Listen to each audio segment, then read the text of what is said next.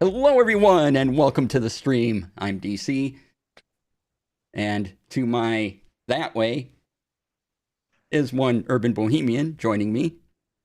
So, yay! If I you've no never, I no oh, longer go ahead. trust anything. Am we actually live? Are you messing Yeah, with me? Are we really? we're Okay, we we're, are. we're Okay. really live. Yeah.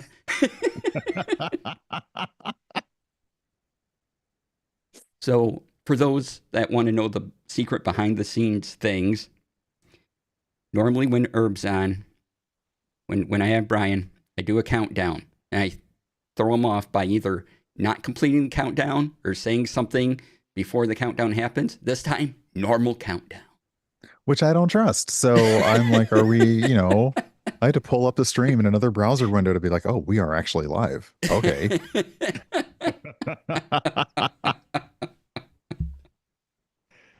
Also, hi. I am me. And if you don't know who I am, you should go fix that.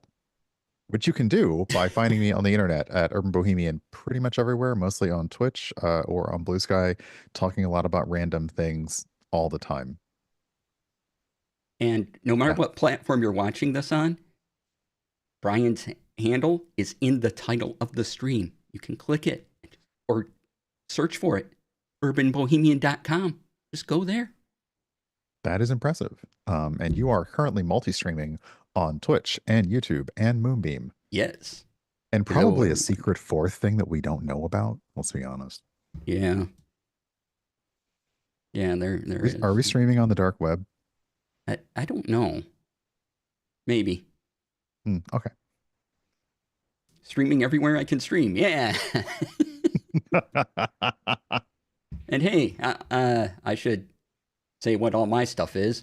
You you can find me under DC Lasair everywhere. DCLasair.com, right there. Was Moonbeam. Moonbeam is a new streaming service coming up. You can sign up for it at moonbeam.stream. So check it out. They have a lot of different features beyond what Twitch and other services like that usually have. So check it out. Let's say hi to all the people. Zero, thank you so much for the raid. I appreciate that. Let's see here. We have Springleaf. Hello. JD Lady. Hi. Who else said hi? Fernando. Hi. Maverick. Lily. Here. Delport. Yay. Hello. Lurking Writer. Thank you for coming on in, all. And I will put a link to. Oops, that is not the word I wanted to type. I don't want to know what that word might have been. Well, I was trying to go to but moonbeam.stream, but I uh-huh. typed in streaming, which doesn't help anyone. That's not a top level domain yet, though. Give it time. No. For anyone who does not know, DC is streaming currently, multi-streaming on Twitch and YouTube and Moonbeam at the same time using an OBS plugin, which he has covered on previous Tech Fridays. So check out his YouTube channel for information on those. I would give you the link, but Yeah. I'm not a genius and don't have it memorized. It's just a string of letters and numbers. I don't know Yeah, what they are. it's you just go to youtube.com/at DC Lasair. I mean, it's right there, and you can find all my Tech Friday shows. So, and speaking of, today happens to be Friday, so it is yet another Tech Friday. Yay! And it's also my almost birthday celebration. Confetti! I was Woo! gonna say we need all of that. Yeah, Is it on all of us or just your side? it's on all of us. It's over the whole thing. I see. You're, My contract did not state that I would also be covered in confetti, but that's okay. It's fine. I'll go along with it. I'm a goer. It's good. We're fine. my birthday, it will be on Sunday, but I don't stream Sundays, so we're celebrating today. Yay! And Excellent. and bring your snacks. I hope you all got snacks because I can't shove snacks through the internet. I got Dove Yeah, chocolate. I got Cheez-Its, which I Awesome. probably can't eat too much on. So if I'm muting myself a lot, it's because I am eating a crap ton of Cheez-Its. Hashtag, please sponsor me. Trust me. Please sponsor me all.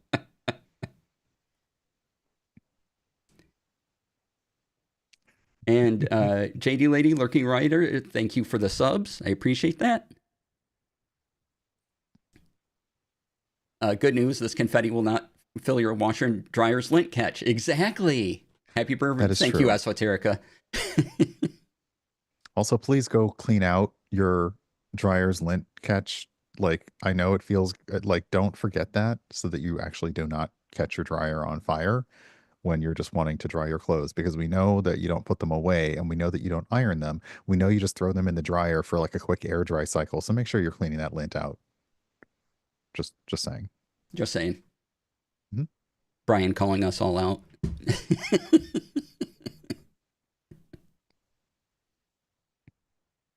So, It's like that just killed it. All right. yeah, I didn't know where to go from there. Moving on.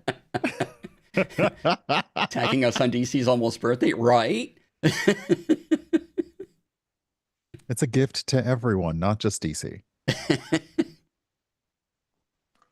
All right, let's talk about what we're here to talk about, which is tech and things. Oh, first up, I want to talk about a thing I got ridiculously good deal on because of gift cards and cash back. I've been wanting a wireless mic, so I got the Rode Wireless ME, which is, oops, you know, it helps if I hit the right buttons to put the link into the chats, which is right there. And with the windscreen on, looks like this, and with the sticker on to cover the logo. I don't know if you can see the O in the logo. But this is really good wireless audio. I got the 2-pack, so it came with a transceiver and receiver. And if you see TX on anything, that's transceiver. RX is receiver on all audio things. So that's not just a thing Rode did on their own things. It's kind of a standard. And the one unique thing about this pair is that the receiver is also a microphone. Usually, this is just a receiver. This just takes the signal from the transceiver. But they also built in a whole mic. So you get 2 mics. And if I was interviewing someone, I would have the receiver on me because I would put the cord into my phone or other recording device to record my audio, and then they would get the other one and could be far away from me. That's what I was wondering. So the transmitter, the microphone that you would have on your interviewee would be transmitting to the receiver, which would be capturing at least that one audio stream. But then to have 2, it's sending it's like a wire. Oh, okay. Yep. Nice. Or I can pair this with my Rodecaster Duo. Like right now, this transceiver is what's feeding my Rodecaster Duo because it can go directly to it.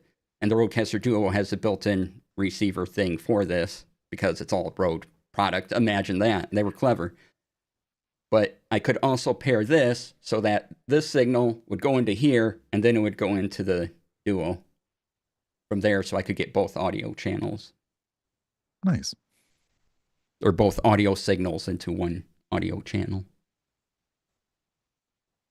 There. And the little fuzzy thing on top is a windscreen. There's what it looks like without. And you just clip it on, twist it, and it stays on pretty good. Nice little audio tribble. Yeah, audio tribble. Do not collect tribbles. They are actually an environmental hazard. They are an invasive species, but on top of microphones, pretty good. Yeah. And they have these handy clips on the back. And when you get this pair, it comes with one magnetic clip. And so I have it on the back here. Now, normally, this would have a sticker on the back telling me that that little arrow, instead of pointing to a camera, would point to a person. But that's covered up because this is this one. This is the magnetic clip. And I had the hard time figuring out how it goes on because at first I thought I had to take off this clip and replace it with the magnetic clip. That makes sense. They're both clips, right? No, you flip this clip upside down and shove it onto the regular clip, and then you have the magnet. There's no instructions for this, so then you have the magnet, and it just sticks like that. So I can, put it on my shirt and just stick it Okay, anywhere I nice. need it to go. And that way I don't have the clip tugging down on my collar. And now I can't remove this clip. It's just stuck there. I tried, but it's just always going to be there now. So yeah, and if you want to hear this mic in action, go check out my latest Gunpla video from this Wednesday, where I had it on the whole time because I remembered to charge it. Big brain. Big brain. And yeah, it works really well. I saw a comment going with the DJI mics. Yeah, your use case was to pair with phones. Excellent. Yeah, I was looking at those, but since I already had the Rodecaster Duo, it just made sense to keep with the brand for audio. Plus, it had all my audio settings are on the mic channel, and so when I switch over to using the wireless mic, all those audio settings are still there for me.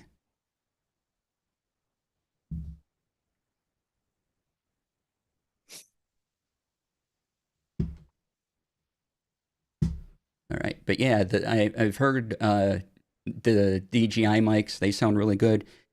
And the usual advice I have is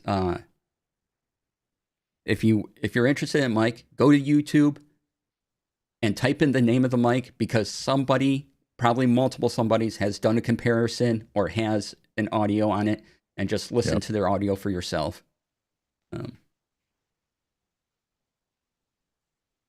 Once again, Audio Tech is being inspired by Star Trek. Magnetically attached com badge on your shirt. Yeah. Yeah, I was talking about that. I actually before streamed asked DC if this came with a magnetic mount because when I saw him testing it, when I saw him testing it, he, unlike me, who like wears other shirts, he wears t-shirts, and t-shirts, like anything you put on them, clip on them, pin on them, like pulls. So I wondered, was there a magnetic to avoid that happening? Because I've seen people on interviews and other things where they appear the mic is just stuck to a shirt. So I was wondering if it had magnetic, which means that Rode, yes, has to make a TNG, um, or I mean, honestly, now anything communicator now badge, and that would be great. So get on that road. I know you listen. They probably don't know who I am. They make mics, of course they listen.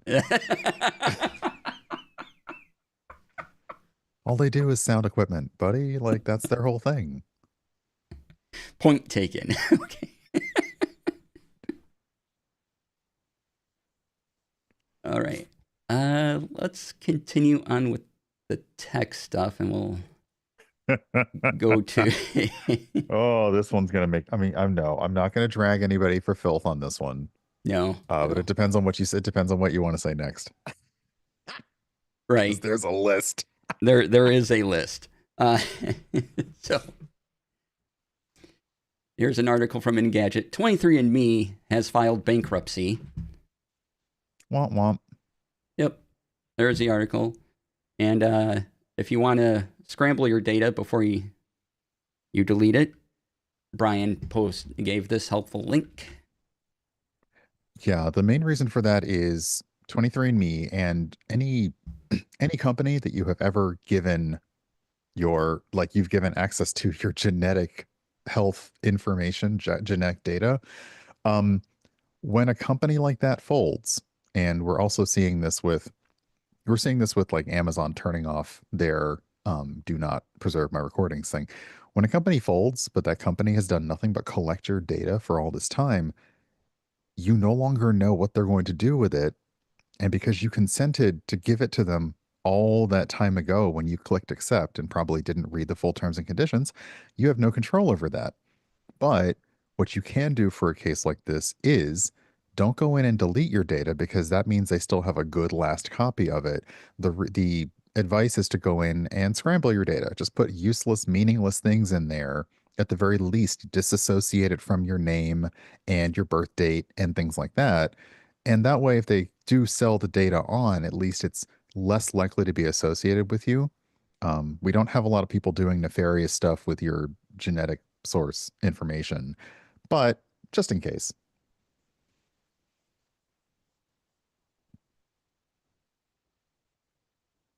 PSA as well as that. Take care of your data. Uh, Yeah, just or I don't know. I kind of always grin when people in I I live and I was born in America. Don't come for me or anything. But like when they start tracking down their genetic heritage, because me as a black person in America, I'm like, I'm pretty sure I know where mine's gonna go. And I'm pretty sure that it's gonna go to a point where there are no longer records in this country. So I always got amused at the people who want to do the 23andMe and the Ancestry.com and things like that. And I'm just like, no, I'm good. But it is kind of scary the amount of information that we allow companies to have. And we think about it being useful in the short term, but we don't really think about what happens when those companies fold. So it's just a good idea to, if your company says, hey, they sent you that email and says, hey, in a few months we're going to be shutting down, you should go and mess the heck up out of that data set before you then delete your information. do all those Mess things. it up. All those things that were mentioned over there.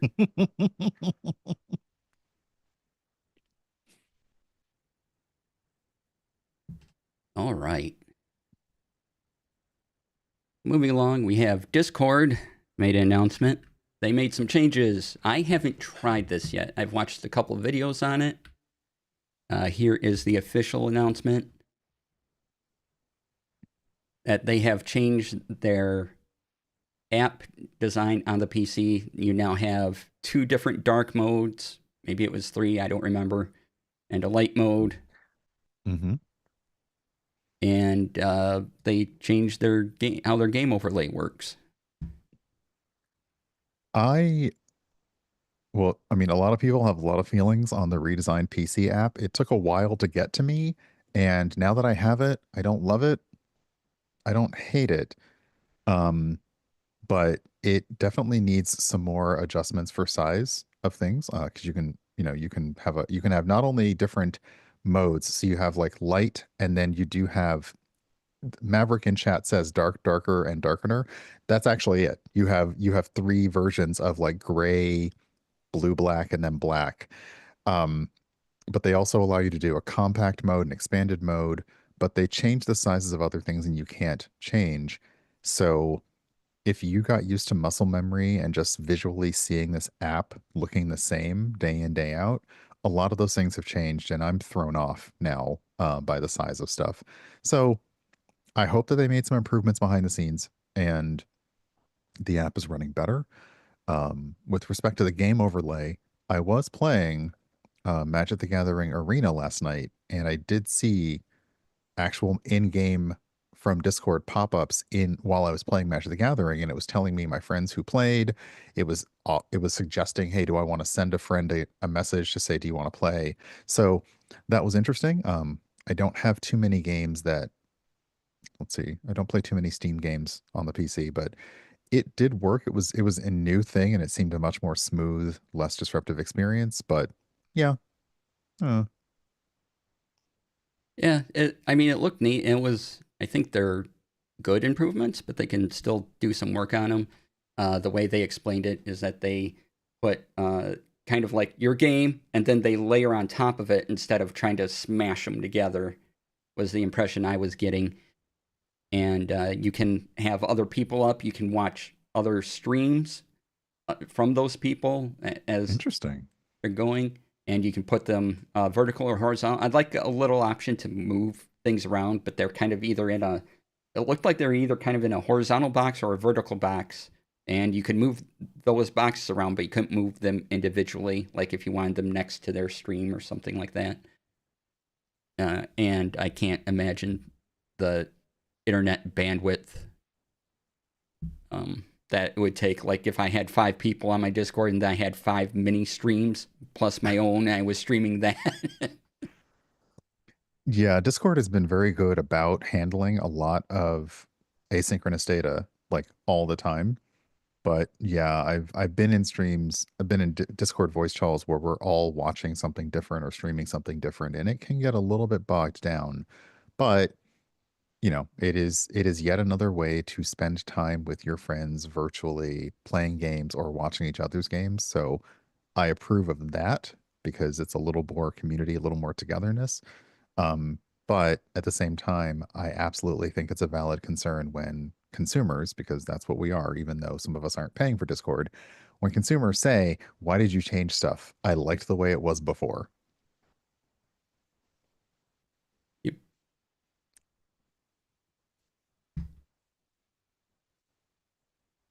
All right. I'm trying to think. I think we're gonna save the Obsidian bit for a little bit and go on to D&D Beyond offering free Sigil minis. So if you have a D&D Beyond account and are interested in their 3D VTT, and holy cow, Hype Train just started. Thank you for the gift subs, Hope Butterfly, to Meridu, Faison, Nando, Robert Tables, Maverick. All right, thank you so much. And Herb posts that link in chat. You can get a dwarf outfit and a mimic chest for those, and you just go through and sign up. They're free. So birthdays are for fun. Yes, they are. Thank you so much. I really appreciate that. Mm-hmm. Yeah, the Sigil virtual tabletop is available to use for anyone with a D&D Beyond account. To be able to host rooms, you'll need to have a higher tier of subscription to be able to do that. But they will be offering these minis free in the store. They have offered two now. They have two that are coming up, and it's just basically a nice thing because okay, I say sigil? Is it sigil? Is it It's G or J? for the city and the VTT. It's Sigil, but if you're doing a design in the dirt, it's Sigil. Okay, is Or a this like the design of gifs? Is something. this like the GIFs thing? Is that Windwind. okay? Um, but yeah, I forgot what I was gonna say now. Dang it.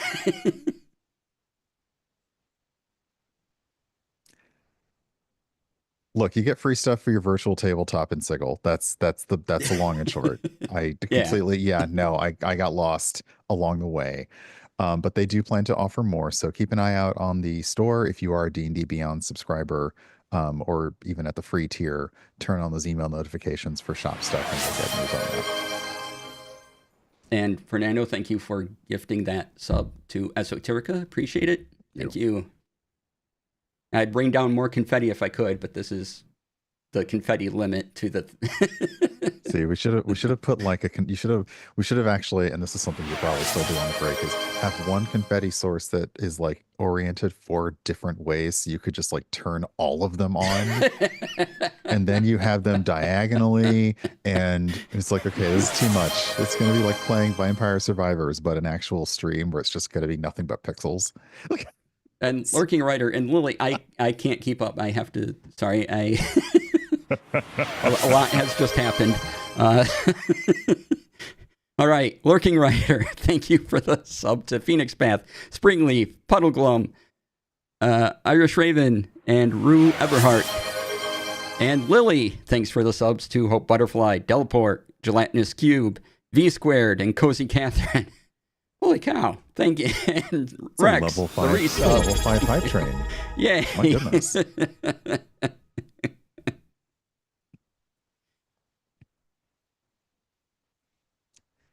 All right. Thank you so much, everybody. I can't tell you how much I appreciate all this. It's fantastic. Thank you. All right. Now I'm thrown off. Just pick one. There's a whole just list. Pick one. Just Right? pick one. All right. Let's go with YouTube. YouTube launches a take a break screen for live streamers. It's basically a button on your live stream thing that you hit, and it will go to a break in case you don't have a BRB screen built into your OBS or something. I'm not sure when you would use this, but if you need it, it's there. There's Zach's post about it.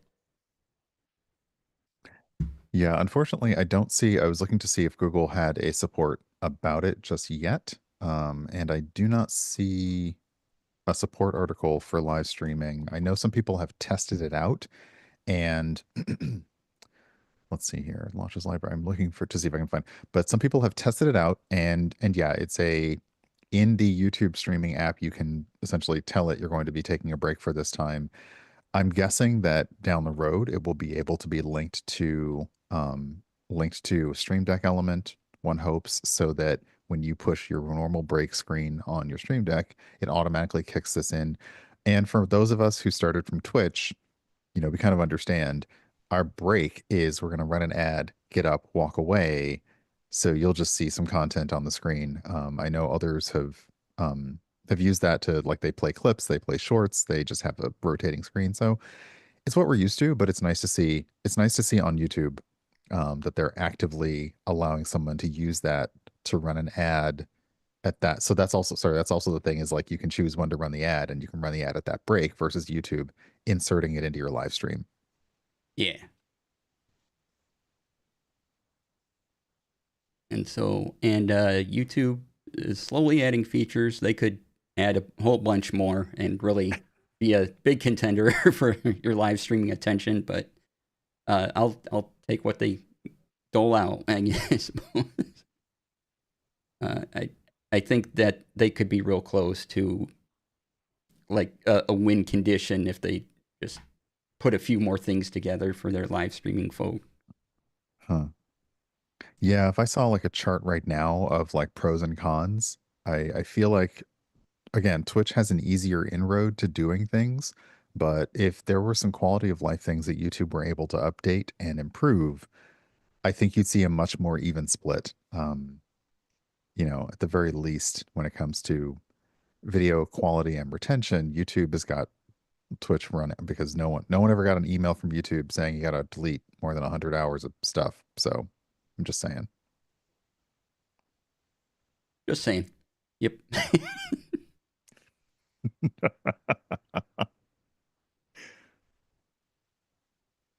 All right. And for another keep your data secure topic. What did I just say? What did I just say?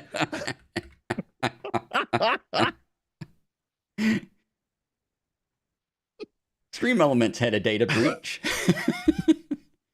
Again, Zach, I thank you for your reporting, Zach. I read your things that you post all the time on Blue Sky. So. But yeah, there were it was Zach broke the story. I won't say broke the story because Blue Sky is so interesting now because there is no algorithm. You have to be seeking out this information. But Zach was one of the first people to talk about it on Blue Sky that if you had a Stream Elements, now this was specific to people who had a merch store account. So if you were using Stream Elements for merch, which a lot of streamers were doing, it's no harm. That was the information that was being seen as up for sale. So it's just, you know, however, as loath as I am to say that data breaches are a weird part of 21st century life, I don't want them to be. They are. Um, Sometimes there is very little you can do to protect against a data breach because your responsibility was supposed to be on the company to keep your stuff safe, not you.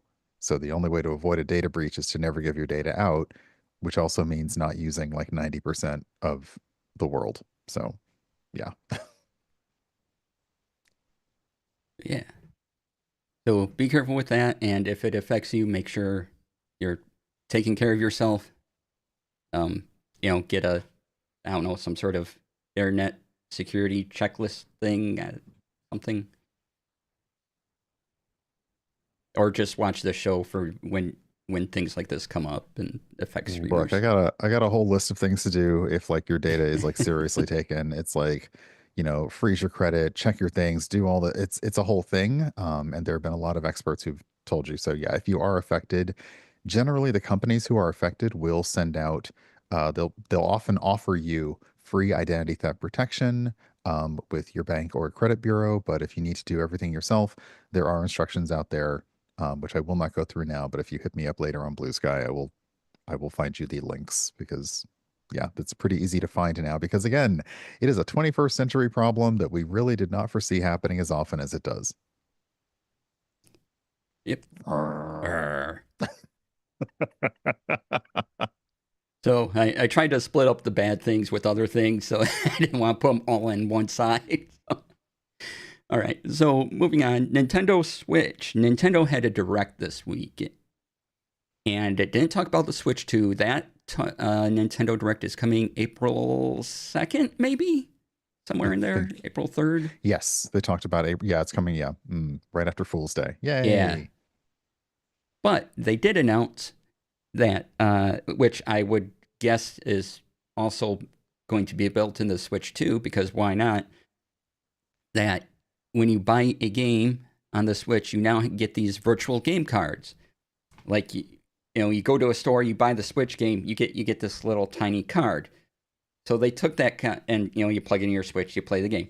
So they took that concept and just made it all graphics, and this way you can loan out that game to friends, or if you have another Switch in your home, you can say, I will need this data to go to that Switch, and that will port the data over to your other Switch as well. And if you loan it to your friends, they get it for like 2 weeks or something. Yeah.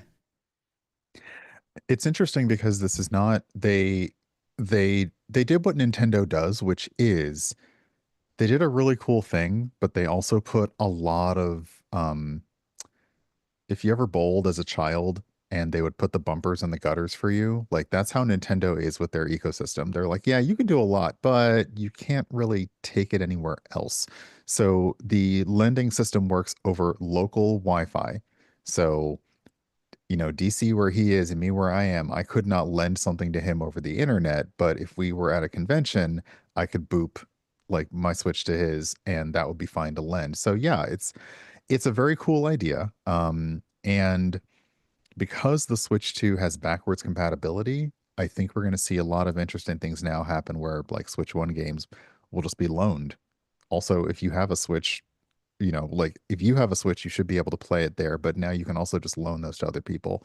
So yeah, it is bringing game rental, but again, within a very structured and ecosystem to the Switch. So it's kind of fun. Yeah.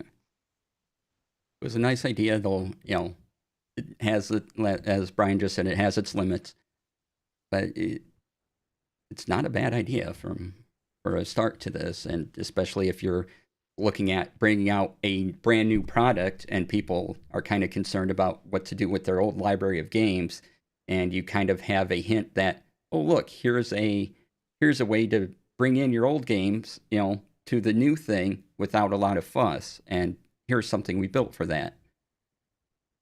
And now I don't know if that's actually going to happen, but they, you know, they have a system in place to do that with. That okay, Lurking Writer in chat on Twitch says it's like a version of the old Game Boy Game Boy. transfer cable, and that's Mm-hmm. exactly what I thought of with this. Is yeah, Yep. it is that. Also crumbled to dust. Uh, Hey, I no, I am proud to remember that. I didn't even have a Game Boy, but I'm like, I remember they were like doing the Game Boy transfer, and that's how yeah. they were like, you know, they were trading Pokemon or something, or I don't know. Like, Oh, Puddle Glum. They did confirm it's between the Switch and Switch 2. Excellent. mhm. What did they put in asterisks or out? Rex. Okay.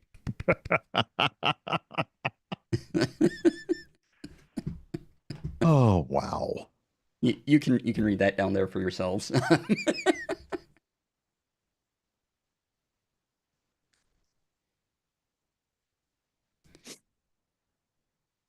All right, let's go into other fun thing. Brian brought up, which is the retro AIM server is now open source. Someone has to host it, Hmm. but yeah, AIM can be back, y'all, if you want to bother hosting it. So I was just talking about how horrible the things we have to put up with in the 21st century are. Let's go back to the 20th century for a minute. Like, let's go back there because I feel like you also covered TeamSpeak on a previous Tech Friday, hmm which again you can use, but you would have to have somebody willing to host it. Um, as is much of our dating life, somebody always has to be willing to host. Um, but yeah, like to be able to do retro aim server, it could also do ICQ, so you can get your little typed. Like I loved typing the. Anyway, that would be just really fun if a bunch of people, just like zines are coming out, if someone just said, "Yeah, we're just randomly hosting aim," like hop on and go back to those old days of the and the, like come on, just it's.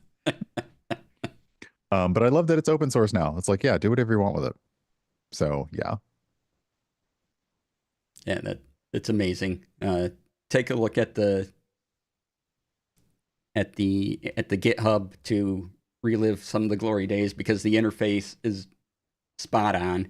Uh, Hmm. it's pretty I love fantastic. the first thing they show in some of the examples is somebody typing like BRB in large purple Comic Sans. And it's like, yeah, no, that's yeah, no, That's that's yeah. exactly it. The lurking writer. I remember AIM, IRC, MSN, ICQ. Yep. I just miss Trillium. That's what I miss. I Trillium miss was Trillium nice. because it lets you could just enter in everything into one. I know we talked about giving one thing all of your data a minute ago, but it was the 20th century. It was better to do back then. It wasn't. Don't at me on that. But, you know.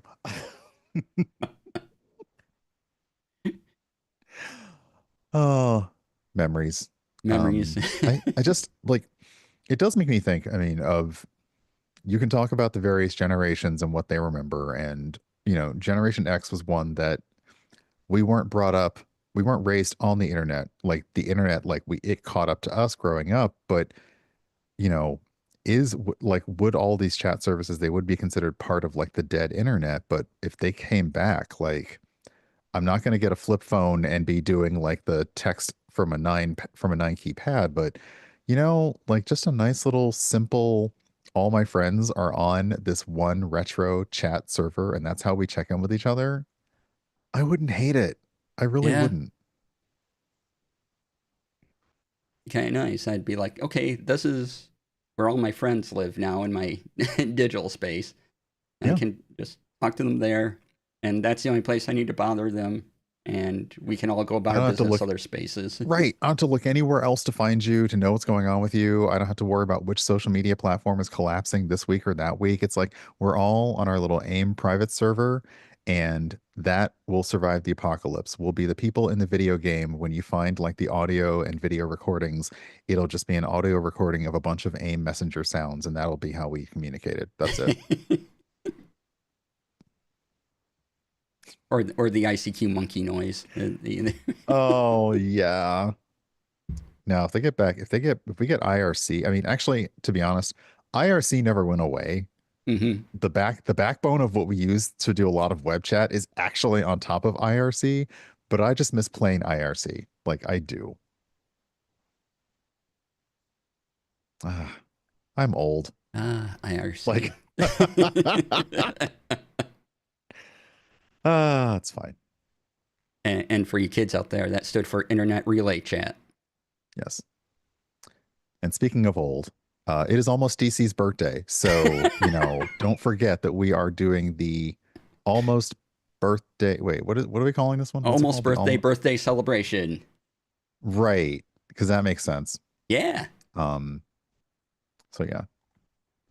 Do we have one of these? There it is. Okay, you need to update that I because need you to already update have that. that. Yeah. Yeah, Oh, you already yeah. got that. Don't Yeah. don't All right. don't You know listen to what? that Just just link. Yeah. just go to just stop at the DC Lasair part. Yeah. Throne.com/DC Lasair.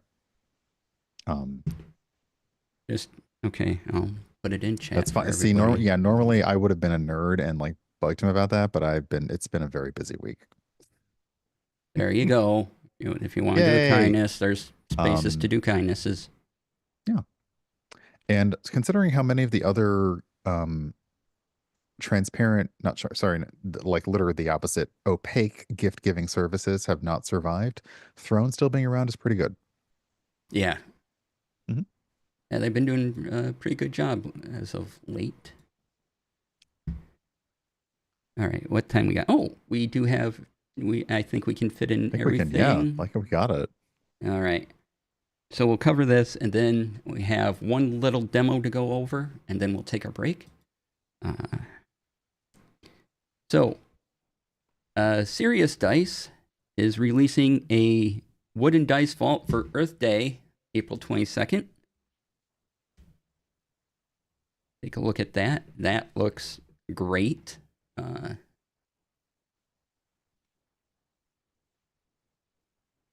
I know you put this in here, Brian, so yeah, you wanted to talk about it Um, or what? yeah, so let's see.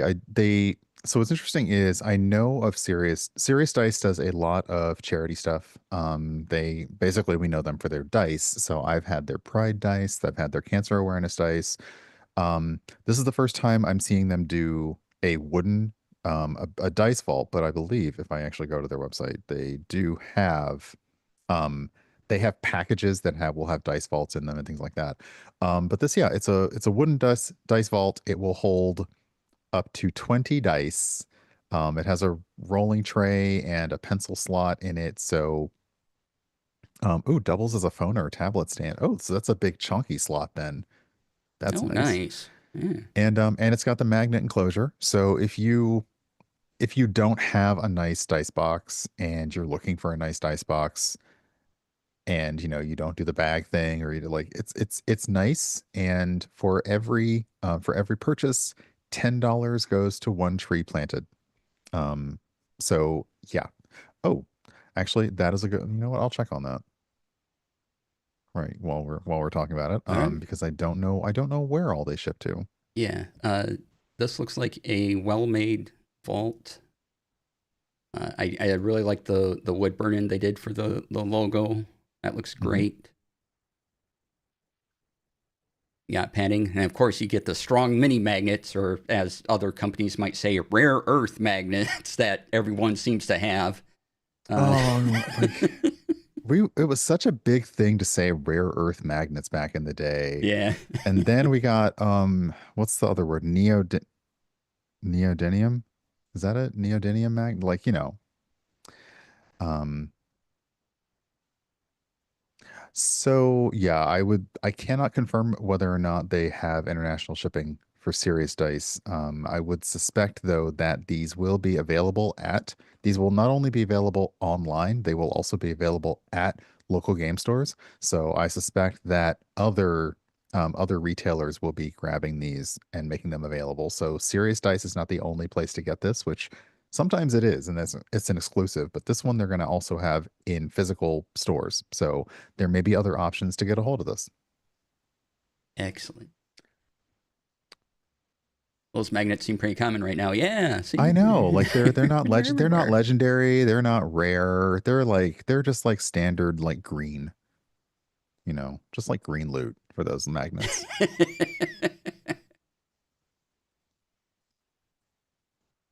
All right.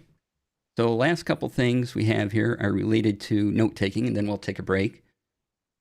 First one, I have been talking about Obsidian and making a whole note system to print off and take with me to adventures, which I'm still working on that because I got to make an order for jet pens soon to get the rest of the stuff. But yeah, That's what's holding you up. Got yeah, it. Okay. yeah, Mm-hmm. Yeah. Mm-hmm. yeah, yeah. Yep. That's what it is. Yep. Uh, so, and previous Tech Fridays, I've talked about what my adventure thing looks like. Let's see, Obsidian looks like such a great system to take notes, but the complexity also looks overwhelming for someone like me. Yes, it is a lot to take in. So I decided to focus on what I needed, and I just looked up Obsidian TTRPG and took ideas from there, and then my own plans, and like, okay, how can I build this thing? Because otherwise you're overwhelmed with Markdown and CSS and everything. And there's a lot of great plugins, and I'm doing my best to make it easy for you. So if you want to do something like I'm doing, you can do that. And I list off the plugins, and hopefully those are easy to follow along with if you are interested in Obsidian.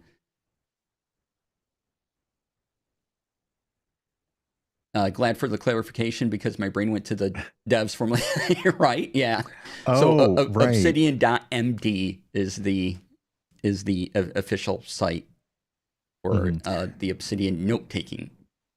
And I agree. A lot of the sites that are designed, it sort of is a bit of an oxymoron. The sites are designed for organization and grabbing all your stuff and keeping it in one place, but you'll see a site like Obsidian or you'll see a site like Notion, and there's immediately so many things you can do that it feels like I gotta like get a whole new job now to get organized. So yeah, agreed that if you just like break it down to smaller chunks, keep what you need, get rid of what you don't. Um, it's nice to be able to have these plugins. Yeah, and I'm trying to keep my plugins to a minimum. I'm like, okay, how can I make this thing I want to do with TTRPGs functional, and also not have 100 different plugins for it. And so to that end, this guy, Jay Valiant, has made Obsidian TTRPG plugins, and they're just separate units. Like if you just want an initiative tracker, he's made an initiative tracker. There's other Obsidian plugins that are whole, like you build your whole world and do everything in it, and those are super huge, and I don't want that. If you want that, that's fine. That's great. Templator is the name of one. And if you are building an entire world and you want to use that system and you want to use Obsidian, check that out. But I just didn't want to deal with that, and I knew there would be things I would want to change. But if you just want discrete little units, like I might try out just the initiative tracker that this person has made. Go there, check out their things if you are an Obsidian user. And I really like that there's an option that I don't have to just download a huge vault thing. I can just do these little plugins that I need to insert into my Obsidian notes. Yeah.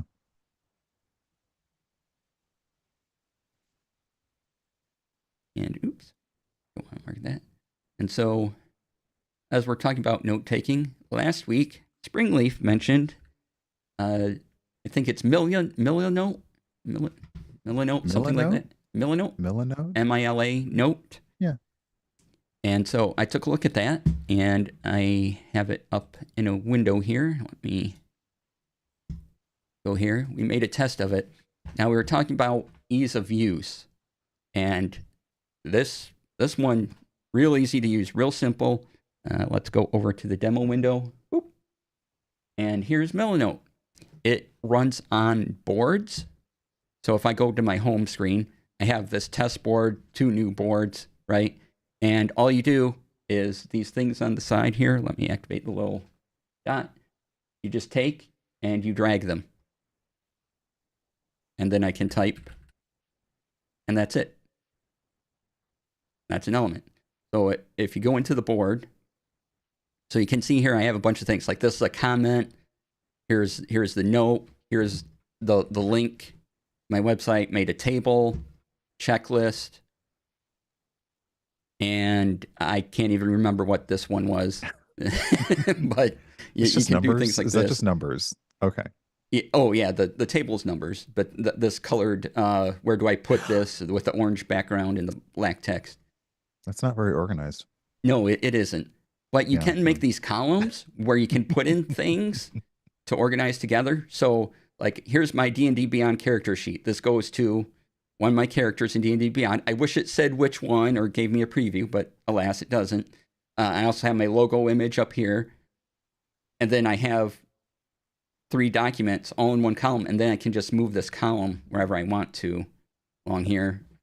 And you can make can make various things, and this is pretty awesome. If you just want to put down ideas, they have templates. If you want to make like a storyboard, or you're planning a film shoot or a photo shoot, they have templates when you make a new board that you can put in. And if you're just looking for simple and you don't need a lot of power, this is a good way to go. Now there's a free and paid, and you would probably want to go for the paid version of this. The thing I don't like is that there are things I kind of miss. The document. Let's see here. Free document. That's right. You just drag it. Oops. There we go. I can bold, italicize, strike through, number count, but I can't do color. I can't do markdown, even though it can save out in markdown. I can't make markdown in the text document itself. But I can do, I can still do code block, quote block. I'd like more options here. And this makes it not printer friendly in my view, because if you want to print anything, you're probably just going to use the document. So for me, if I wanted a digital project, then it could just live online. This is a good way to go. This is really easy to put together. You just grab and drag, and that's it, and you're done. And you have an element down. And you have arrows, but there are features that I kind of like that are in Obsidian and Notion. There's no tagging, for example, that at least that I could find, and I make extensive use of tags in Notion, especially if you look at my Notion templates. They all revolve around being able to tag a thing to call the information that you need from other places. So you can't do that. That was a feature request on their thing, so I don't know if they'll get to that in the future or not. But yeah, it is real easy to use, and if that's all you need, if you just want like a mood board or something like that, it's probably one of the easiest things I've come across to do that. And people do tremendous things with it. It just doesn't fit my purposes right now. Mm-hmm. Yeah, I think because I mean the way I mostly manage my stuff is I tend to be, for ease, I tend to be a notepad user like on Windows, or a text pad user on my Mac. And I just like I quickly type a note. Sometimes that note will make it over into Google Documents, sometimes not. But the way that this is laid out, just being able to put those, even just to visually lay them out and know that that's my document, that's this. I can see that, especially if you're somebody who likes to do a mood board, an inspiration board. Um, collaborative is a collaborative aspect of this is also nice, because it looks like with the free account, you can share them. You can share them as much as you like, but you're limited to 100 notes, images, or links. So, it's not bad. Um, and I think it's like $9.99 a month for like the unlimited everything. Mm-hmm. But yeah, um, if you are somebody who needs to think about your stuff and organize it visually, it's a good thought. Yeah, it's pretty good. And then if you wanted extra things, you can make a board within board. So if I had, like I've shown off, on my Obsidian, I have a place for characters, and then I have each character in that campaign listed off. Well, I would have a board then that would be that character, and then I would, make a board within a board. So the character board would be in a kind of a world board and that thing, because there's no linking. I can't just type at, and have a nice little thing there. I'd build a board into a board, and then everything for that character would be another thing. Okay, but if you go with a board within a board, does time pass more slowly within the board, no matter how, like the more levels down you go in the boards within a boards, does time pass really slowly in those other board levels? Or, I mean, is this like Inception or not? Because that's, Yes, but also exactly like. recursion is recursion we've touched on before, because we always talk about the free version of the Stream Deck for mobile, and how you can basically just put like a deck within a button, with a folder within a folder within a folder within a folder. So yeah, all good. Oops, Don't look up not David cool. Hasselhoff recursion GIF. You can't just say that and say don't like. You can't say you're not supposed to say the It's thing a at public all. warning. You're not supposed to say the thing at all. To just just in case, No, no, we're not sharing the link. We are not. DC Lasair is not responsible for the links you look up on the internet on your own. And Tanya, hello, welcome on in. Thank you for the birthday greeting. No, we are not dropping that link. You gotta find that on your own. But don't. I mean, don't do it. We could. Don't do it. I mean, we just it is a thing. This is where we are now. All right, this happened. This is happening. Let's see if we can actually find the GIF movie. Oh, yep, here it is on Reddit. I'm just gonna eat snacks now because I don't know what's going on anymore. I am not responsible for you clicking on this. This is all on you. But I have known of this for many a year, and now you have to too. So there you go. Make sure you hit the play or activate animated GIFs, however you need to do that.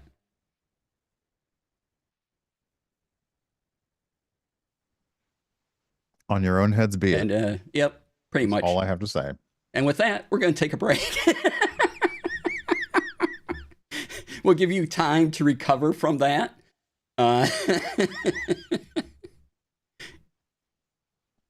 Unbelievable.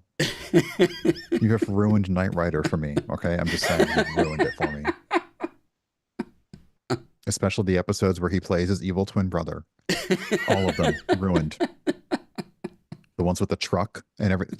Just done. I'm done.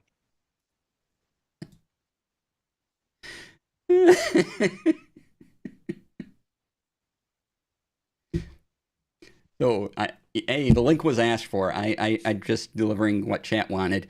You don't always have to give the people what they want, okay? Like, this is like, let me let y'all in on a little secret of entertainment. You don't always have to give the people what they want.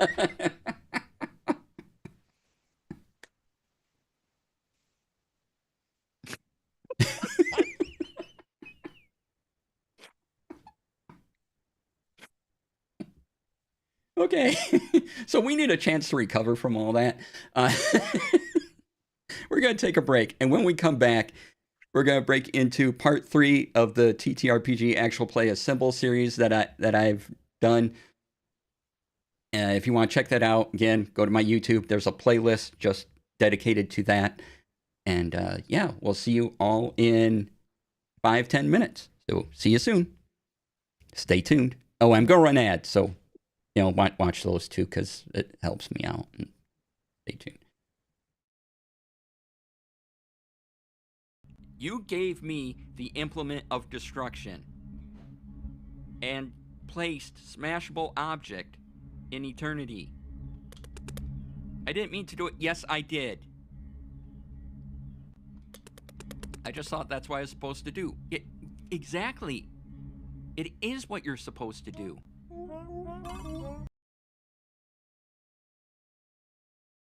Yeah! Eat my balls of energy. We open slowly to just not get it everywhere. So, expectations. Probably not going to be too bad. If it's horrible, you'll all be really amused.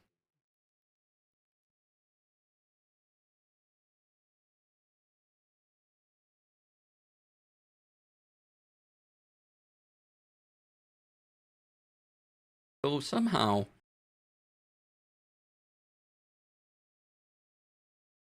I'm going to say it's Wild Magic Surges. Who wants to roll 2 more Wild Magic Surges? It's all right, 0. Wait a second. What are our incentives? Why can't we? There are 5 of us, and that's 100. Why can't we do like 5 max damage? Nah, that's no fun. Fair enough. Wow, DC has been going to the B-Day Vulture School again. Yes. I mean, I'm going to roll one of these too because that's just fun. So, all right.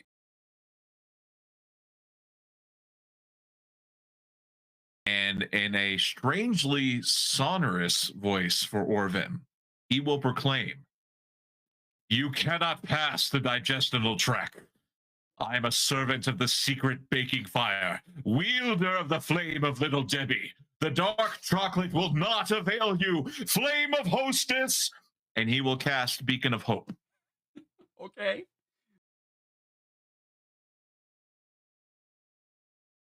Bye. Ow! Rude. What was that for? What? What did I do to you? What? How did I? What did?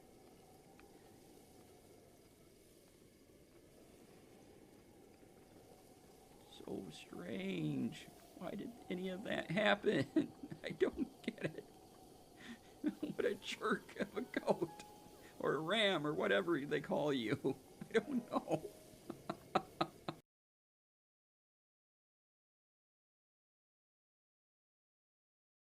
And with that, his size grows to 10 feet. His skin becomes a flaky crust.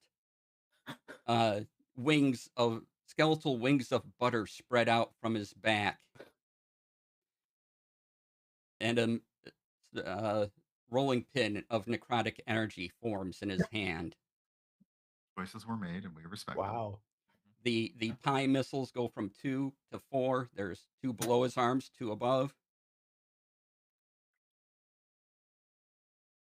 Tyrion just turns to Punk and says, "I did warn you." Question. Yes. Does this count as a humanoid dying? No. Just changing form. Dagnabbit, okay. This was his magical girl transformation sequence. So. Oh,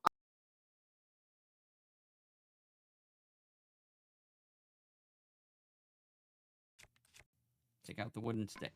And go.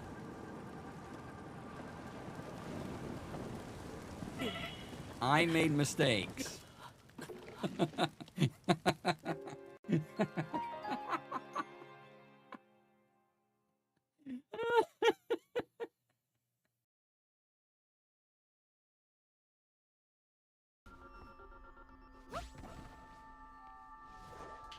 Oh, I see. Because I'm not. Okay. Got it.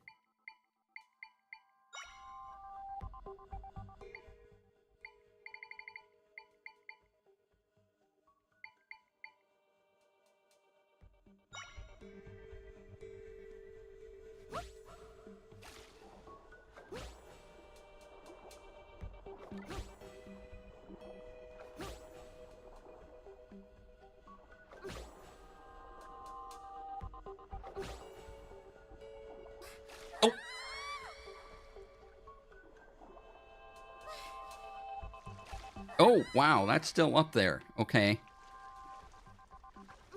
Oh, no! Okay, I get it. Not for me.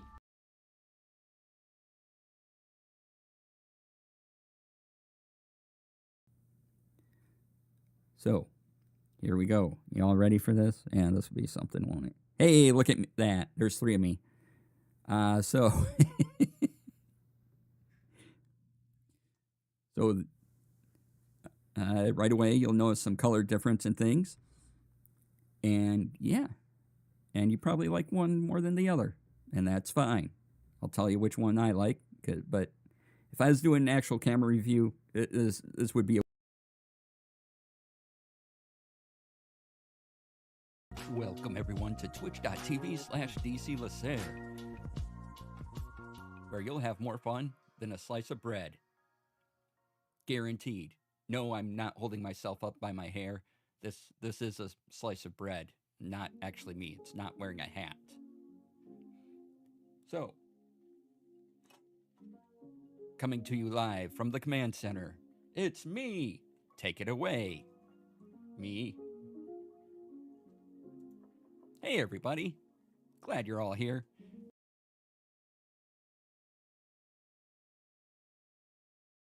And rather it was stolen from Mr. Orton. or he's smuggling it in for himself and claiming that it's homemade when it's not.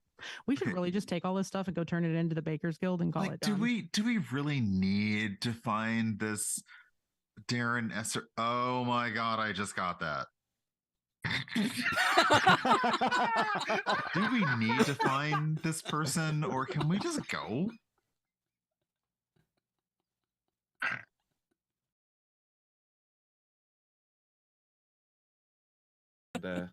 I fear I've tainted your good name and the legacy of your show.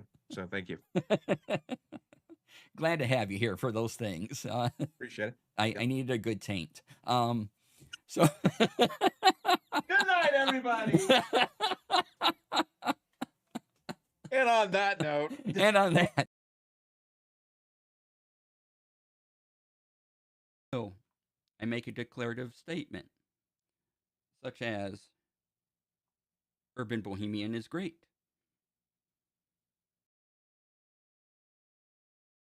The council has spoken. There will be no arguing. Thank you. And there you have it.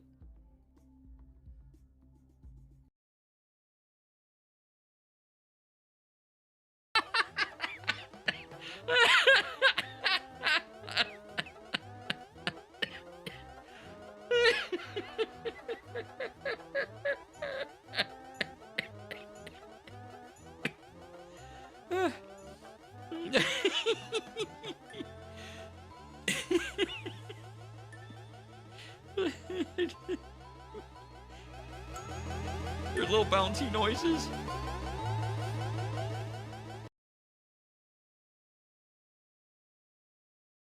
What if you were someone who gave names to such things? Would you call this cake? The cake boss. I hate it here. I'm leaving. Goodbye. Bye, everybody. That's it. I'm out. Who's gonna? Just no.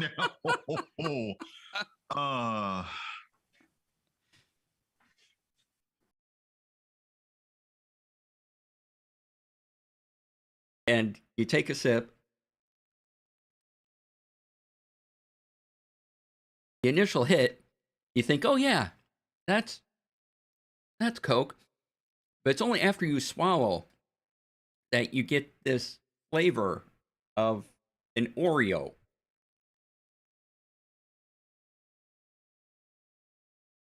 I'm not above moon.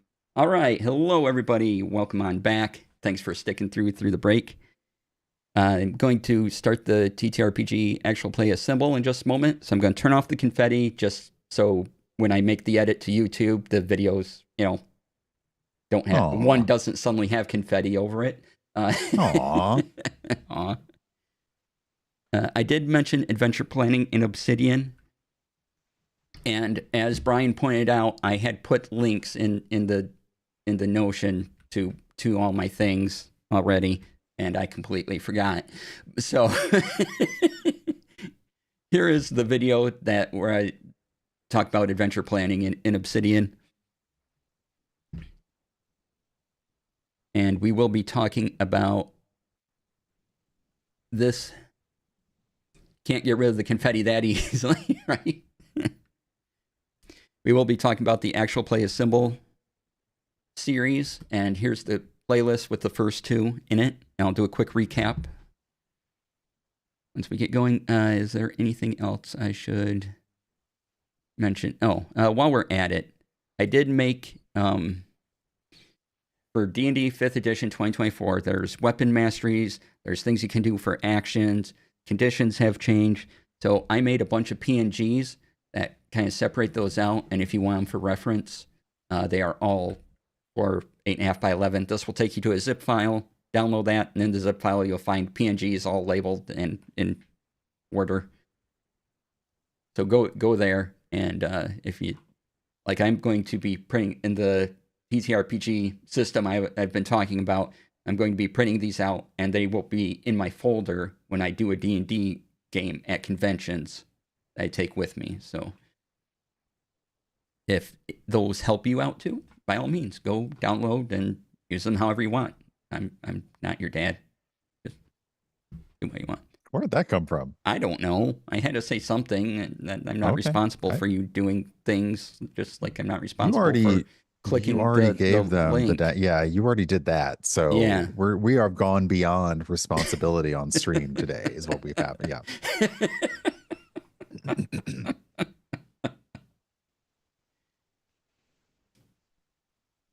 Vancouver by night. Hello, welcome on in.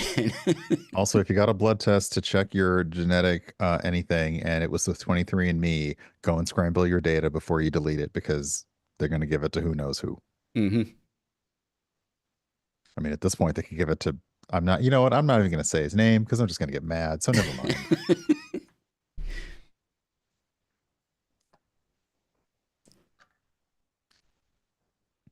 All right. So,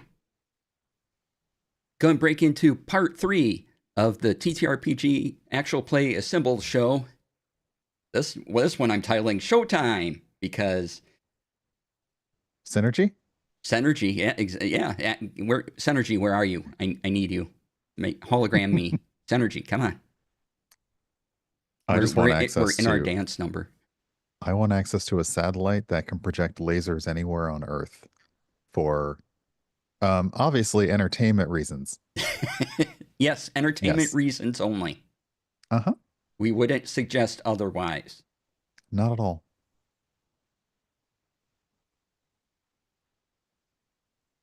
How many subs do we have to get for the dance break? 20. Ha! We already had like a lot today. Yeah, but 20 more starting now. Okay, that's fair. So yeah. I just wanted to make it high and unlikely to happen. So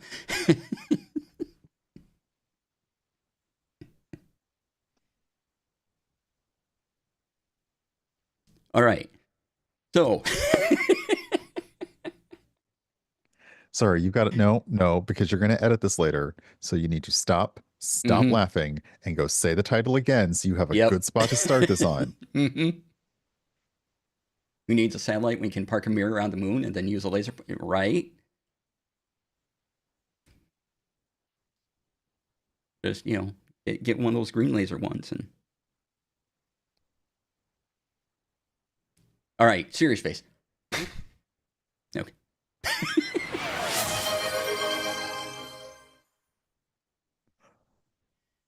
Thank you, Springleaf, for those subs.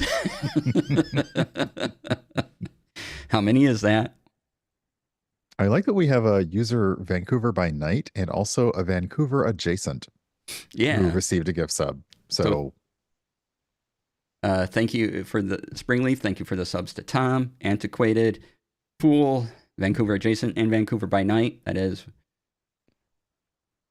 5 subs. So now we're down to needing 15 subs for a dance break.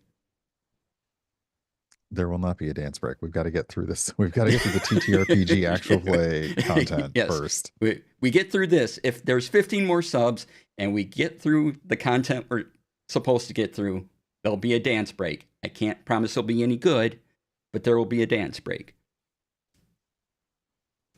All right.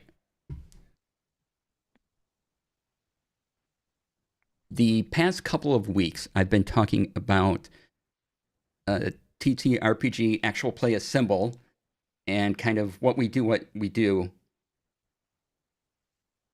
And this all started because Brian mentioned at MagicCon we should have a talk about what we do, why we do what we do when we produce shows and things like that. So that inspired the whole TTRPG Actual Play Assemble series.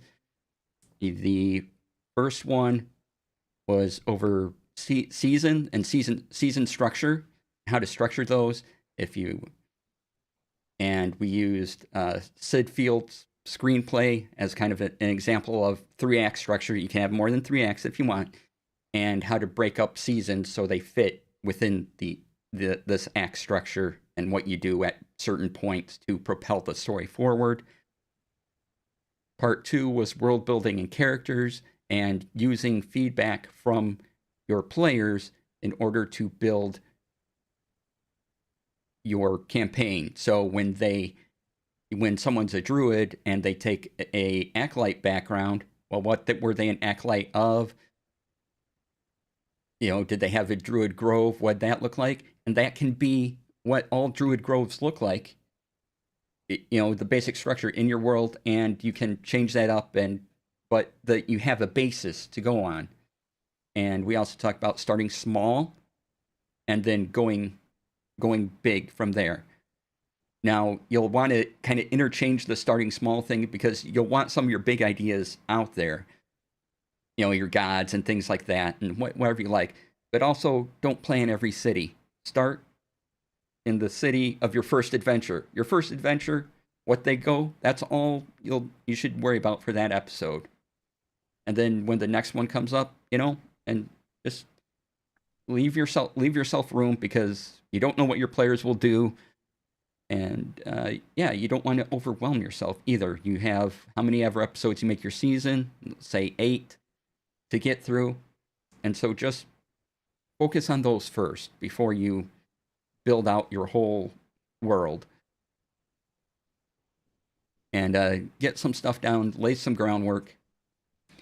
So we talked about all that and how to build that into shows, and talking to players about their characters and things, and building that into your show.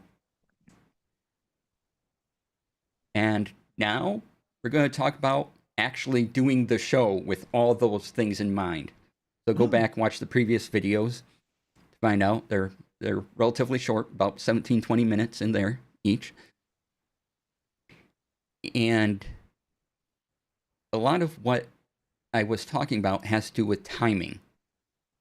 And now we're actually running the show, where timing becomes more critical between if you're the DM and the producer, like I often am, or if you're just the producer.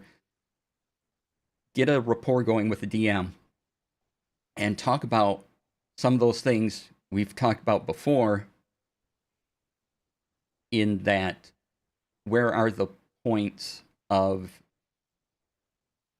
propelling the story forward? Are you going to have a battle? If you have music, is there going to be a key word where I can turn on that music cue for you?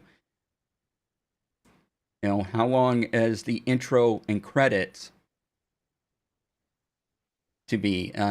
Because you want to count in everybody for your intro and have that timing down so they know when they're on screen to go. Know when your breaks are happening, and that's all part of keeping things on time, and you helping move the show forward as the DM is moving the story forward, as the players are also helping the DM move the story forward. Timing is one of those odd things when it comes to actual plays, because a lot of them while this series is looking at things in the structure of a screenplay or the structure of an episodic television show, when you're doing actual plays, generally, unless you are part of a content on a network or a streaming, you're not limited to those times. So you actually don't have to make your show exactly 2 hours or 3 hours long. If you go over a little bit or under a little bit, it's okay. But the reason that knowing that timing ahead of time is so important is that it's really just respecting everyone. It's respecting your players. It's respecting your producer if you have one. It's also respecting your viewers, because some people only slotted out so much time to watch that episode, either live or later on. And it's really, for everybody who's going to be on camera, on screen, knowing exactly how much time they need to slot out and devote to that session is so important. Yeah. And so you're running the show, and keep all this in mind. And always, I've said this before in other talks, make sure you have a back chat of some kind to keep up with everything, so you know when to break. And, if a keyword's missing or something, you're listening to something, you can quickly message the DM like, hey, were you going to do this? And, just keep that communication flow going. And if a player needs something, or if the DM needs something, and you need to stop the show for some reason, back channel, the way to do that. And this kind of works into the other point I want to talk about, which brings in player safety, is that also running the show, that's something you keep in mind too, is if you do an X card, or however you've arranged it beforehand, excuse me, however you arranged it beforehand, know when to, I need an emergency BRB screen. No, or when the player goes, like when I've done shows before, I tell my players, because often I'm the DM and the producer, I'm like, I am very busy. If you need a break and you're giving me cues on screen, I'm not picking up on them. Put them in chat, or somebody just say it on screen and let me know, and I will take that break. But my brain is already divided in, trying to pay attention to what you're doing, pay attention to the stream, and then what I need to do. And there's a lot. So I depend upon my players to let me know that I need to take that break. And I always try to make that very clear at the front of it, because you might be giving me a cue and I'm looking at, 4 or 5 other people. I just might not catch it because my attention's spread out. And so that's where I need your help to either vocalize or put that in the chat. And, if you put it in the chat, I'm still not looking, please say something to me and let me know. And but player safety is very important. And sometimes you're just going to run into it. And so that's another thing you need to have planned for and timed out. People are more important than the show. So take those breaks. What you need. And also to that end, Chaotic Wholesome Presents has this awesome lines and veils chart that they made. I will link that in chat. So yeah, take a look at that. I do tend to assume most people are familiar with lines and veils. If you are not, they are a sort of easy way for players and a GM to tell each other what kinds of things they are okay with happening in game and what kinds of things they are not. Lines are things that should not be crossed. So it may be a particular fear, it may be a particular situation, it may be a type of interpersonal relationship you don't want with your characters or NPCs. Veils are things that you're maybe a little okay with, but perhaps you would like to have it discussed, like literally discussed off screen, or you'd like a fade to black on something. So it's really nice to have that ahead of, especially when you're talking about an actual play that is a series, where you're going to be sitting down with these people over multiple sessions. You're really going to want to know these as the GM, because when you're planning your session, you may have to make an edit, or you may have to just alter things. And it's nice to know that ahead of time. However, sometimes I will say that on the fly, the reason that you want to have a BRB, or you want to have like a short break option, is sometimes while you're playing, people aren't aware of things that cause them distress at the table until they actually happen.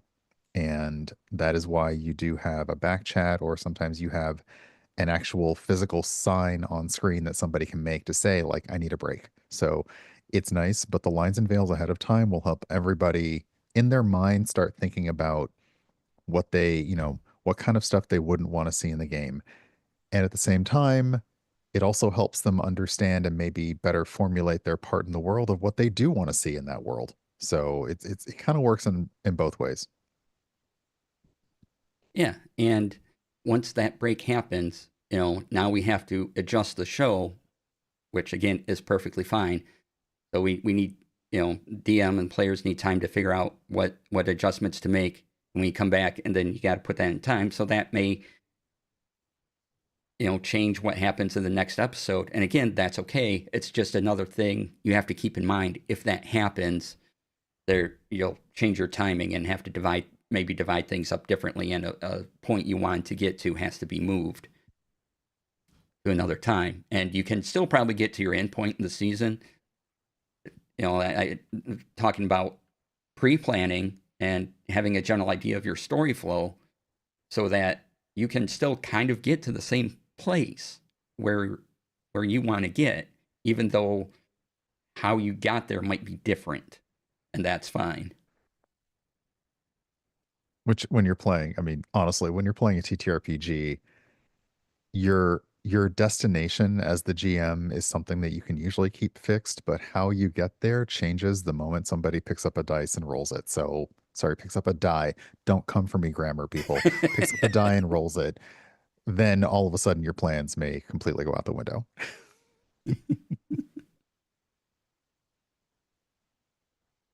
And then I wanted to break into, we talked about starting the show. I've talked, if you've ever seen my talk at a convention, I talked about that 30 minutes beforehand of setting up cameras and everything. And that's when we kind of do the last minute things of, okay, players, I'm trying to get to this place. So, help me get us there. And that's when you confirm details with your producer you want to go through and make sure that there'll be cues and these things are set up that you're expecting to happen. Just go through it again. Even if your producers tested them, or even if I test them, I do a mental checklist. It's like, are these things going to happen? Can I hit this button? Do I still have that button there where I expect it to be when I need to, put it on a music cue? Or have something, or have confetti appear on the screen, right? And so we talked about the start of the show, and we talked about during the show, and then we get to the end of the show where we have time for wrapping up. And a quick aside to this is that when you start the show, say it's a 2-hour show, which is kind of average-ish in a way, 3 hours, 2 hours, 3 hours in there. Part of your time, you got to figure at least 10 minutes of your time is for player intros, your intro and player intros, and then maybe another 5 minutes or so for a recap. Then you have your story, and then you need time at the end to not only get your story, but let your players have outros. I'm a big believer in people being able to plug themselves afterwards as well. So you're still going to need 5 minutes at the end to do that. How much ever time you took at the beginning, you're going to need that time at the end for all your outros and, say come back next week. So yeah, when you're talking about timing, one thing you really want to think about, and we had this kind of informally, but also formally during every episode of Rivals, which is, what is our run of show? When do we, how are things going to lay out? We didn't necessarily have them down to the minute, but we understood that we were going to, it was streamed in the moment. So we were going to start the stream. We had to run any ads. Then we had an actual intro happen. And during that time is when we were behind the scenes with each other doing like the thumbs up to each other. Knowing we were going to each quickly introduce ourselves. And I cannot remember if we did outros. It's been a while since we played. Sadly, I miss them. But knowing that you're going to do all of those things ahead of time, because as the person who is running and writing the story, all of those things are going to chip away at the amount of time that you have to tell the story. So you really do want to know that ahead of time.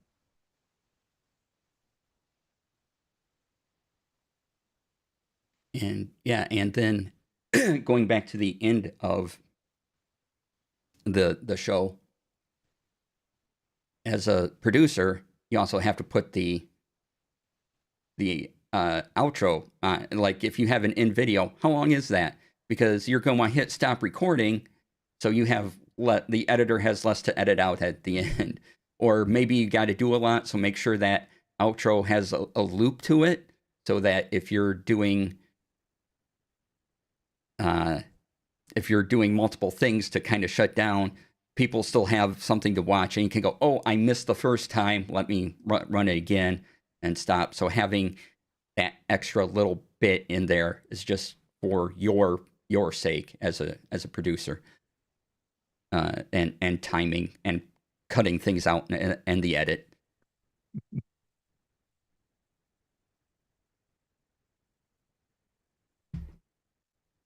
And so, did you have any other thoughts on this? Because this is basically showtime time. And Yeah, I think from I mean, I can speak more from the player and occasionally the DM side, and it's really the same thing. Having the expectations out there and doing it's a lot different doing a one shot versus doing a series, whether that series is 4, 3, or 10 episodes.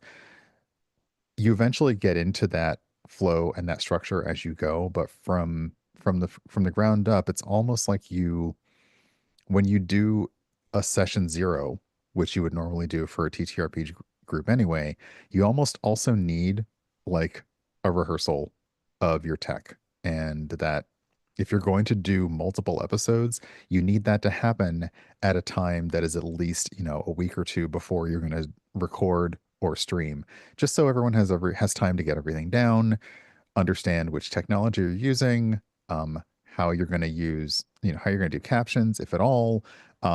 Essentially, a lot of the things that DC has discussed on TTRPG production in the past, you need that test session for tech, just like you need that session 0 for the game.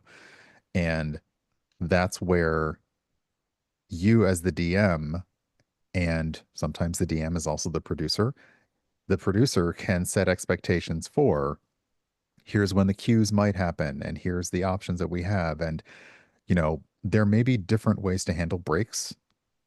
It may be that I know there's for us, for Rivals, for our show, we just sort of had a very informal, like, if you have to get up for something and the spotlight's not on you in this moment, because we had a cast of 6 people. If the spotlight's not on you for this moment, just mute your microphone and go. It's fine, because you're not detracting anything and we don't have to stop the whole stream for it. But depending on, we had things for tech issues, we had things for if we have to stop and take a break. I think all of that, if you establish it up front, and then everyone knows, okay, here's the expectation for this, with the caveat that in real time, when the plane is flying, if you have to make repairs while you're in the air, you just do. And sometimes it's going to happen.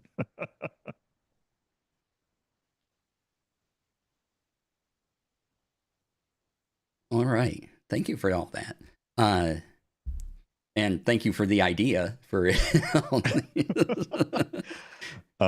Yeah, well, I mean, the thing is, you've talked a lot about the setup, you've talked a lot about the structure, and this, I'm kind of curious what questions will come out of this, because this is a lot of this is from the production side and how to get things ready. I'm very curious what kind of questions and perspectives will come from player side, from the GM side, when the GM is not the producer, which, if you are lucky enough to have a producer for your show like we did, consider yourself blessed.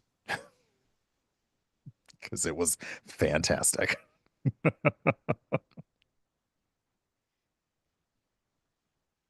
Yes, if you can get a producer, do it, and hire me. But That part, yeah. That part. So we were talking about kind of the production side of things, and there's a lot of different ways you can approach an actual play. If you want some of the more character type things and player type things, Chaotic Wholesome Presents runs the Table Talk show every Tuesday.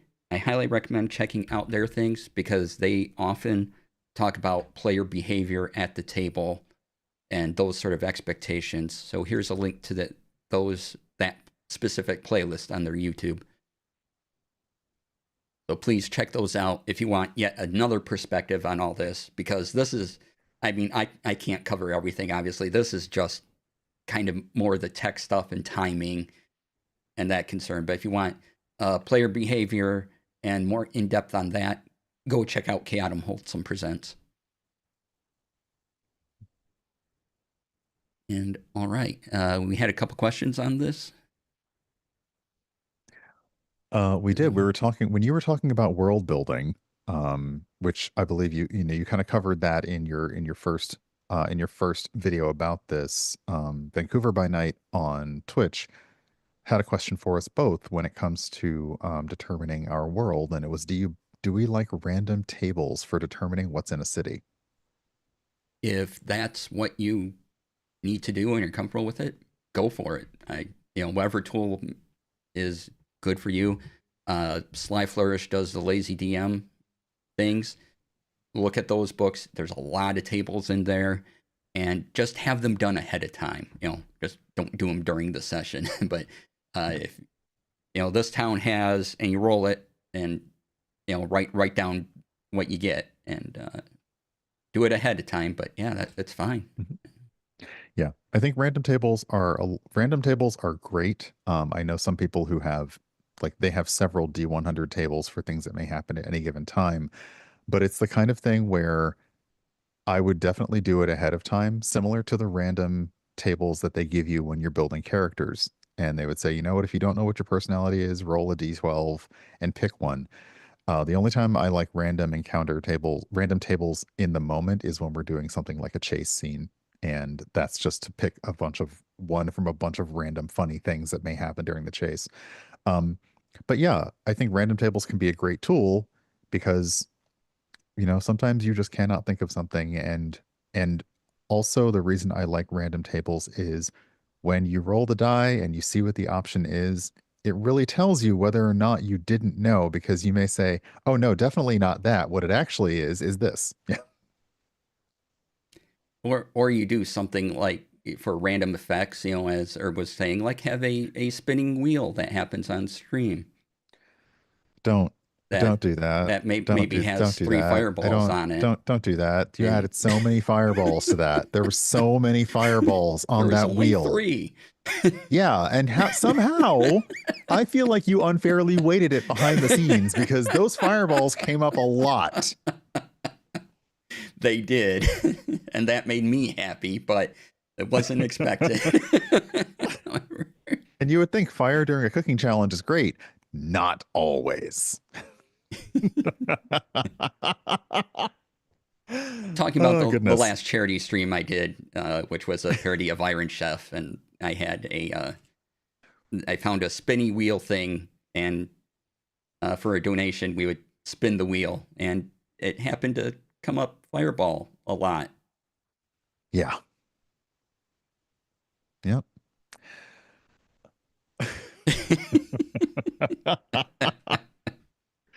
And we had an additional question, which is coming back to the session, the information we talked about today, when it was timing and intros for players or characters. And the Lurking Writer on Twitch asks, what are our thoughts on having player or character info during the breaks, in addition to the intros and outros? Yeah, that's a good idea. If you have it set up for a little video, maybe have character art, and you have the little stats come up, and you have each character fade in and out during the break, or even as part of your maybe part of an intro, you just have the various character art appear. It's not just a title screen; it's the character art. But yeah, putting that into breaks is an excellent idea to keep people up. Also, what I would like to do if I did a series again, is have that have a command available in chat that would also bring up that information for people. Yeah. I like having that as a chat command. I also, when speaking of Chaotic Wholesome Presents, when they did the God Plane during our breaks, there were scenes that would pop up with our character art, the name, pronouns, and class, and I'm sorry, no, I didn't inject this yet because we talked about the OBS, the new OBS Elgato plugin that lets you transfer scenes. When it comes to making TTRPG overlays, there is sort of one good thought of how you make them, which is fill the entire screen with your faces. But there's also a thought to leave enough space on the side for you to have a rotating thing that may have character art and stats and things like that while you're actively playing the game. So that is something that is great, because then You may not always have to spend time on that. Also, you don't have to cover it again. When somebody says, "Oh, wait, they're a sorcerer, but what's their like subclass or what's their level or who?" Yeah. So yeah. Yeah, like when I did a show, when I had a regular series, the layout was I was over in the on the left side of the screen, and I was up, up a bit, and then I had 4 players. They were on the other side, and then below me was their character art and their kind of stat blocks fading in and out, and then below that we had kind of a lower third area. Like I have my chat area down here that you see pop up, and then that brought up different things that faded in and out for the channel, like sponsors and websites to go to, and other information that just for the channel was needed, upcoming things like that. So you had a lot of different things, and you just kind of section up your screen for the various things. Lower thirds, and then, like I said, I had a space for character art and little stat blocks to pop up as well. So yeah, I think during the breaks, those are great things to do. And also when I'm going to be in something, generally the person who's doing the producing or the GM will ask like, "Hey, is there anything you want to promote?" And they say, "Give me a 16:9 image," and it will go on the starting up soon and the BRB. So yeah. And Lurking Writer mentions that you're watching a series where the players have created in-universe ads. That's a lot of fun. That helps build out the world for the viewer and also lets the players inject a little bit more of themselves into the world. So that's a lot of fun. Yeah. And I suppose going back to our conversation, that's another thing to think about is during showtime is layout of the screen. Where are things going? What's happening in those spaces other than the people and their names? And, is that name rotating between their name or their handle and their player name? Or is it just static? Or, what do you have? And you can set all that up in OBS to do that. Maybe I'll do maybe that's another show idea is how I'd set up an overlay. Might be an idea. Yeah. Well, we got to stop giving ourselves work. Yeah.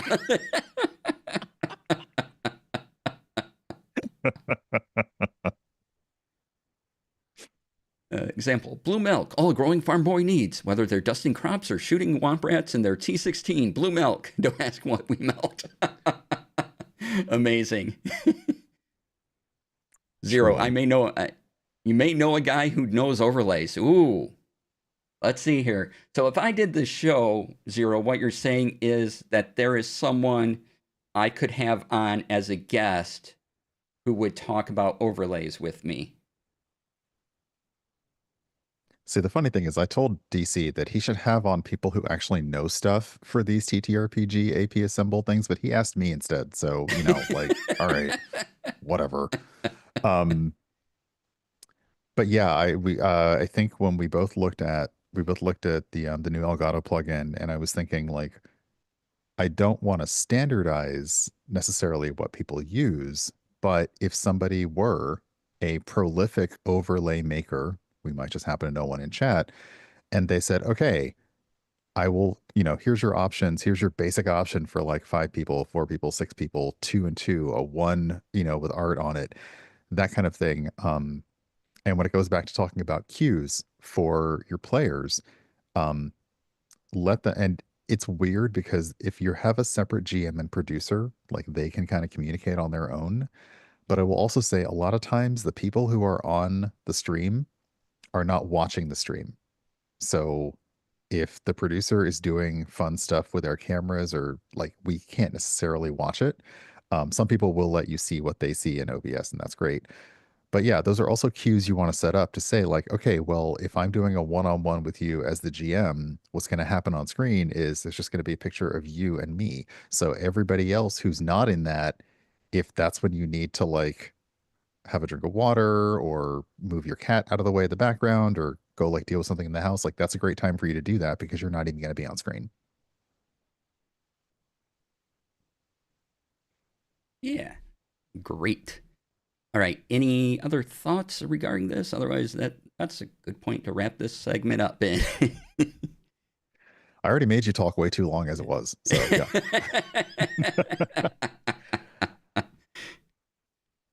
No, I just think, yeah, like again, when it comes down to timing when it comes down to like you're getting to the level of, okay, you've got all these things set up, you're about to start talking about streaming or recording your actual play, let everybody know what their time commitment is going to be.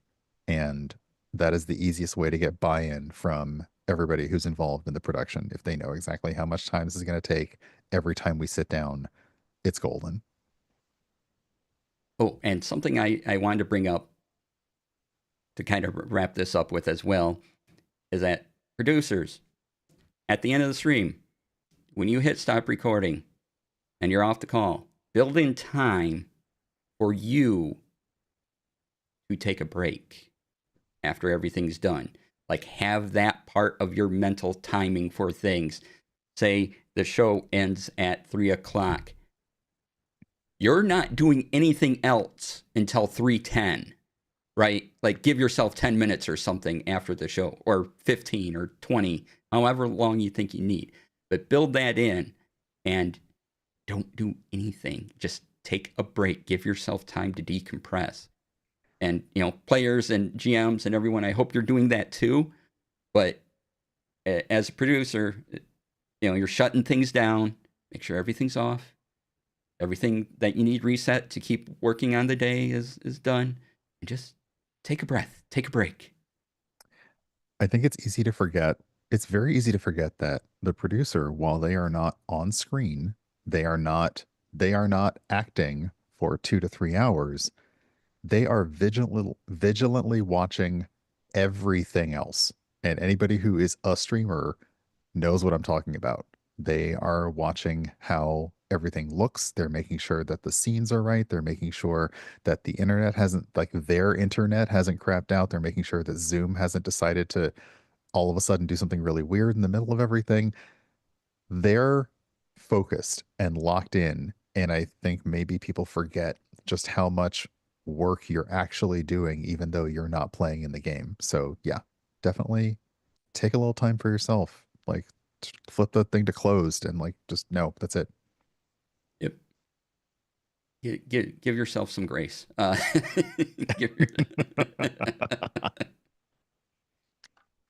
right, and that's where we'll wrap up part 3 of the series. Yay! That was great. Okay. Good luck editing this later. Good luck editing the future me. You created. You have problems. You're welcome, future me. And thank you for the happy birthdays, and thank you for posting the link, Rex. I appreciate it. All right. Are there any questions left? Brian, if you still have some time, we'll take, if there's any questions, we can stick around and ask some questions. Or if there's anything y'all want to talk about, let us know. Otherwise, we'll be wrapping up in a few minutes here.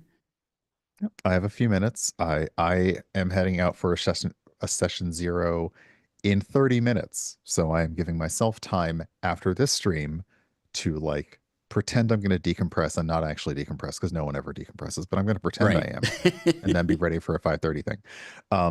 But yeah, if there, I checked questions in Twitch. If I missed any, please feel free to throw them out there. All right. Yeah. And we'll just give a minute or so for anything to pop up in chat. Yeah. Otherwise, Brian, thank you again for being on. I really appreciate it. Sure. Happy almost birthday. It's so close. Yeah.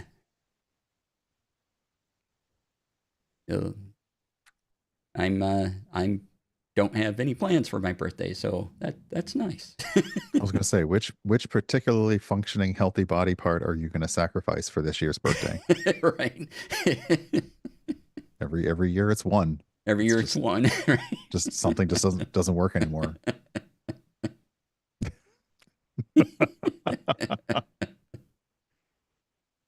And yeah, I do know that sometimes it's hard to relax or you can't relax. But even if you can't fully relax, still have that time for yourself anyway. At the end, I mean, when you're done with the stream, just have that time anyway. as an example, an episode of Solo Leveling is 24 minutes and 32 seconds long. Maybe just give yourself that. Yeah. Watch Solo Leveling. It's pretty great. I mean, also watch Solo because Yeah. it's really great. Yeah, it's really great. But whatever anime you're watching, chances are the episode length is like 20 minutes. Maybe that's what you do. Yeah. Oh man, I'm almost caught. I watched what's the recent anime I've been watching? The one where she's a secretary for guilds and fills Oh out my the goodness. info and has the I may massive be hammer. I may be a gold receptionist, but I'll solo any boss to clock out on time. Yes. It is one of the let this show radicalize you shows because that show comes really hard for anybody that has a full-time job or has had a full-time job. But it's hilarious. It's very funny. So check it out. I have a couple episodes left in that, so that'll be part of my weekend. So, what are you watching for anime? I just finished a few things. I finished Zenshu, which is an interesting show by an animation studio about an animator, and it really talks to you about the stress and toil of people who work in the studios. That one got one season, so I finished that. I just finished another one, which I loved the premise. It was kind of silly. What if a kid from the last dungeon boonies, like, comes to the starter town, and it is somebody who lives in the place that is like the final boss dungeon is in their city, comes to a starter town, and he thinks he's like super weak and he thinks he's not very good at anything. And because he grew up in like the boss town, he's completely like naturally OP but doesn't even know it. So that's a lot of fun. I've been looking for some slow life ones as well, and it's been a while since I've watched a slice of life anime because sometimes I do not have the room for the emotions. But it'd be nice to watch something that makes me like feel things that isn't just like fantasy magic robots for like one moment, you know. Yeah. Well, Although apparently if I watch Gundam like that, you know, like that's the thing, is like those are robots that'll make you feel things because of the horrible thing. You know what? Mhm. Yeah. You know, yeah. Does rewatching Samurai Pizza Cats count as anime? Asking for you. No, but hey, go for it. What is the delineation there? Like, I've never understood what the delineation is don't know. between cartoon and anime. Actually, yeah. And that's for me to look up if on the it's internet. a Japanese cartoon, it's anime. Yeah, it seems like it. Yeah. It's just the word. It's mainly for us people in other countries that we delineate that we call the Japanese animation anime, and you know our stuff cartoons. But as far as I'm understanding in Japan, it's just all anime. So no Yeah, matter what that's you're like, watching, yeah. So yeah.